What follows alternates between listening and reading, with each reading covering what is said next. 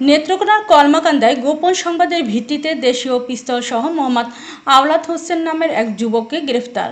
বিস্তারিত থাকছে ইমরান ফকিরের প্রতিবেদনে। শুক্রবার ভোররাতে উপজেলার বিশরপাশা ট্রলারঘাট এলাকায় অভিযান চালিয়ে তাকে আটক করা হয়। গ্রেফতার হওয়া আওলাদ হোসেন উপজেলার কলমাকান্দা সদর ইউনিয়নের রাজারপুর গ্রামের মোহাম্মদ করিম উদ্দিনের ছেলে। তিনি নিষিদ্ধ ঘোষিত কলমাকান্দা উপজেলা আওয়ামী যুবলীগের সাংগঠনিক সম্পাদক আব্দুল মান্নানের শ্যালক। বিশরপাশা পুলিশ ফাঁড়ির ইনচার্জ এসআই মোহাম্মদ শহীদুল ইসলাম বলেন, গোপন তথ্যের ভিত্তিতে অভিযান চালিয়ে আওলাদ হোসেনকে আটক করা হয়। তার কাছ থেকে একটি দেশীয় রিভলভার ও অস্ত্র তৈরির সরঞ্জাম উদ্ধার করা হয়েছে। অভিযানের সময় তার ভগ্নিপতি আব্দুল মান্নান পালিয়ে যায়। জানা গেছে, গ্রেফতারকৃত আওলাদ স্বীকার করেছেন তার ভগ্নিপতি আব্দুল মান্নানও এ অস্ত্র ব্যবসার সঙ্গে জড়িত।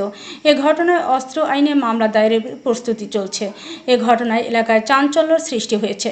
স্থানীয়দের অনেকে পুলিশের এমন অভিযানে সন্তোষ প্রকাশ করেছেন। তাদের মতে, এসব অভিযান অব্যাহত থাকলে অপরাধীদের দৌরত্ব কমবে।